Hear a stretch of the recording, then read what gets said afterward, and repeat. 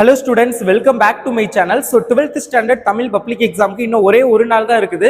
So தயவு செஞ்சு கொஞ்சம் நல்லா ப்ரிப்பேர் பண்ணுங்க. நிறைய பேர் நான் கமெண்ட் செக்ஷன்லாம் பார்க்குறேன். இன்னொரு சில பேர் ப்ரிப்பேர் பண்ண ஸ்டார்ட் பண்ணாமல் இருக்கீங்க, அசால்ட்டாக இருக்கீங்க. பாஸ் பண்ணால் போதும், ஒரு 70 மார்க் எடுத்தால் போதும் அப்படிங்கிற மாதிரி இருக்கீங்க. ஸோ ப்ளீஸ் அதை கொஞ்சம் அவாய்ட் பண்ணிட்டு கொஞ்சம் மார்க் எடுக்கணும் அப்படின்னு ட்ரை பண்ணுங்க. ஏன்னா அதோட இம்பார்ட்டன்ஸ் உங்களுக்கு இப்போ புரியாது. நீங்கள் ரிசல்ட் நீங்கள் காலேஜ் சேரையில் தான் அதோட இம்பார்ட்டன்ஸ் புரியும். ஸோ அதனால இப்போ அதை பற்றிலாம் பேச டீட்டெயிலாக பேச டைம் இல்லை, ஏன்னா எக்ஸாம் இருக்குது ஒரு நாள்ல. சோ அதனால என்னென்ன இம்பார்ட்டன்ட் क्वेश्चन பார்க்கலாம். சோ ப்ளீஸ் எந்த வேலையா இருந்தாலும் சரி அதை கொஞ்சம் ஒதுக்கி வச்சுட்டு கொஞ்சம் படிக்க ஸ்டார்ட் பண்ணுங்க. நான் அந்த இயர் ஃபுல்லா ஒன்றும் படிக்கல, எக்ஸாமுக்கு அந்த 2-3 டேஸ்க்கு முன்னாடி அந்த லீவ்ல தானே படிக்கிறீங்க. அட்லீஸ்ட் அதை மட்டும் ப்ராப்பரா யூட்டிலைஸ் பண்ணி படிங்க. ஓகே. அண்ட் வீடியோக்குள்ள போறதுக்கு முன்னாடி நீங்க என்ன நம்ம கல்வி மினி சேனலை சப்ஸ்கிரைப் பண்ணல அப்படின்னா சப்ஸ்கிரைப் பண்ணிட்டு பாருங்க. அப்பதான் நான் போடுற வீடியோஸை மிஸ் பண்ணாம பார்க்க முடியும். ஸோ சப்ஸ்கிரைப் பண்ணிட்டு பாருங்க. அண்ட் இந்த வீடியோக்கு லைக் பண்ணலாட்டி தயவு செஞ்சு மறக்காம லைக் பண்ணிட்டு பாருங்க. அப்போதான் இந்த வீடியோ நிறைய பேருக்கு ரெக்கமெண்டேஷன் ஆகும்.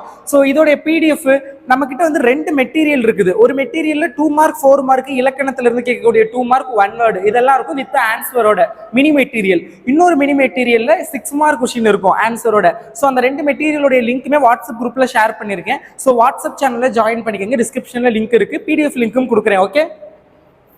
குருவினாவை பொறுத்தளவுல நீங்க படிக்க வேண்டியது தமிழில் பிழையின்றி எழுதுவதற்கு மேற்கொள்ள வேண்டிய முயற்சிகள் யாவை, நடை அழகியல் பற்றி தொல்காப்பியம் கூறும் கருத்துக்களை குறிப்பிடுக, கவிஞர் சிற்பி எவற்றை வியந்து பாட தமிழின் துணை வேண்டும் என்கிறார், வெரி வெரி இம்பார்ட்டன்ட், விடியல் வனப்பு இரு சொற்களையும் ஒருங்கிணைத்து தொடரமைக்க, இயல்பு வழக்குகளை கலையியல் வழி இந்த கொஸ்டின் பார்த்துக்கோங்க, இயல்பு வழக்குகளை கடையல் வழிகளாக மாற்றுவை எவை. இது சம்டைம்ஸ் கேட்குறாங்க, ஸோ அதனால கொடுத்துருக்கேன். ஸோ அது பாருங்க.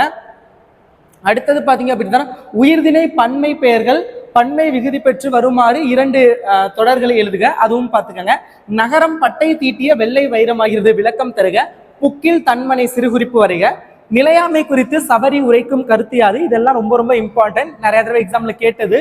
ஸோ அடுத்தது பாத்தீங்க அப்படின்னா சங்க காலத்தில் தாய்வழி சமூக முறையில் பெண்கள் பெற்றிருந்த உரிமைகள் யாவை. ஸோ பாருங்க.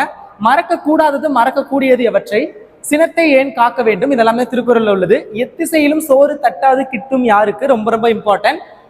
அடுத்தது அக்காலத்து கல்வி முறையில் மனன பயிற்சிக்கு உதவிய நூல்கள் யாவை, எழுத்தாணியின் வகைகள் யாவை, கலிவிழா ஒளிவிழா விளக்கம் தருக, கீழத்திசை சுவடிகள் நூலகம் குறித்து எழுதுக, என் வகை மெய்ப்பாடுகள் யாவை, பின்னணி இசை படத்தின் காட்சி அமைப்புக்கு எவ்வாறு உயிரூட்டும் சான்று தருக, ஒருமுக எழினி பொறுமுக எழினி விளக்கம் தருக, நஞ்சுண்பவர் என வள்ளுவர் யாரை இடிந்துரைக்கிறார், பகைவராலும் அழிக்க முடியாத அரண் எது, வறுமையும் சிறுமையும் தருவது எது, பருவத்தை பயிர்சை நேர மேலாண்மையோடு பொறுத்து எழுதுக, அறிவுடை வேந்தனின் நெறி குறித்து பிசிராந்தையார் கூறுவன யாவை, செவியறிவுறு துறையை விளக்குக, இறைமகனாரின் இன்னல்களை கண்டு மக்கள் எவ்விதம் புலம்பினர், வெண்பாவிற்குரிய தலைகள் யாவை.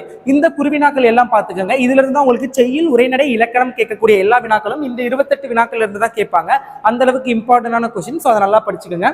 சிறுவினா சங்க பாடல்களில் ஒலிக்கோலம் குறிப்பிடத்தக்க ஒரு பண்பாகும் விளக்குக, ஏங்கலி நீர் ஞானத்தை இருளகற்றும் இடம் சுட்டி பொருள் விளக்கம் தருக, வாடை காலத்தில் கோவலர்கள் எவ்வாறு பாதுகாப்பை தேடினர், பேரிடர் மேலாண்மை ஆணையம் குறித்து விளக்கம் தருக, பண்டைய விருந்த குடும்பத்தின் தொடர்ச்சியே இன்றைய கூட்டு குடும்பம். அந்த கொஸ்டின். சடாயுவை தந்தையாக ஏற்று ராமன் ஆற்றிய கடமைகள் யாவை, நீங்கள் ஆசிரியரானால் மாணாக்கர்களை எவ்வாறு அன்பினால் நெறிப்படுத்துவீர்கள், சென்னையின் பண்பாட்டு அடையாளங்களில் இன்றும் நிலைத்து இருப்பனவற்றை குறிப்பிடுக, ராமலிங்க அடிகள் கந்தவேலிடம் எத்தகைய உறவு வேண்டும் என கேட்கிறார், நாட்டிய அரங்கின் அமைப்பை இளங்கோவடிகள் காட்சிப்படுத்தும் பாங்கு குறித்து உங்கள் கருத்தை எழுதுக, திரைப்படத்தின் காட்சியாற்றலை எடுத்துக்காட்டுடன் புலப்படுத்துக, மனத்திற்பம் அவசியமான பண்பு என்பதை குரல் வழி நிறுவுக, சூதும் கல்லும் திருக்குறள் வழி இது சம்டைம்ஸ் கேட்பாங்க, இதை விட்டுருங்க.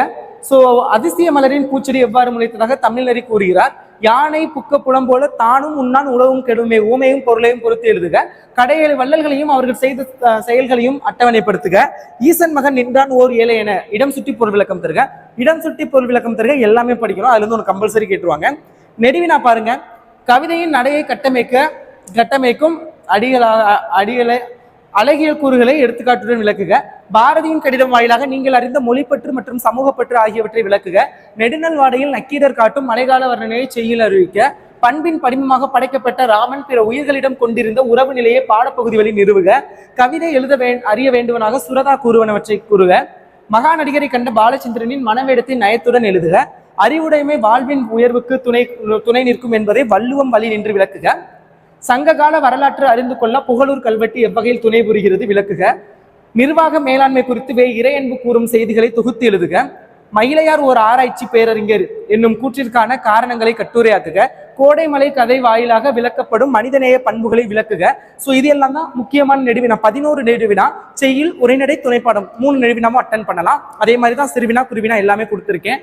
ஸோ இந்த கொஸ்டின்ஸை தயவு செஞ்சு படிச்சுக்கோங்க. உங்களுக்கு கெஞ்சி கேட்டுக்கிறேன். ஏன்னா என்னுடைய ஸ்டூடெண்ட் இந்த 2024 to 2020 பேட்ச்க்கு வந்து நான் கம்பேரிவிட்லி நான் 12th தான் அதிகமாக வீடியோ போட்டிருக்கேன்னு நினைக்கிறேன். ஸோ நீங்கள் நல்ல மார்க் எடுத்து நல்ல கல்லூரியில் சேர்ந்து எனக்கு மெசேஜ் பண்ணணும். ஆஃப்டர் நீங்கள் காலேஜ் சேர்ந்ததுக்கப்புறம் ரிசல்ட் வந்ததுக்கப்புறம் நான் இவ்வளோ மார்க் எடுத்திருக்கேன் அப்படின்னு. ஸோ அதுதான் எனக்கு தேவையே தவிர, ஸோ அப்போ போயிட்டு கம்மியாயிருச்சு ஃபீல் பண்ணக்கூடாது, இவ்வளோ மார்க் தான் கட் ஆஃப் இருக்குது, இதுக்கு ஏதாவது காலேஜ் கிடைக்குமா அப்படின்னு நீங்கள் ஃபீல் பண்ணக்கூடாது. அது எனக்கு தேவையில்லை.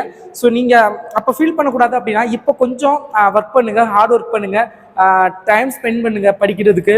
ஸோ வேஸ்ட் பண்ணாதீங்க டயத்தை, நல்லா ப்ரிப்பேர் பண்ணுங்கள். All the best.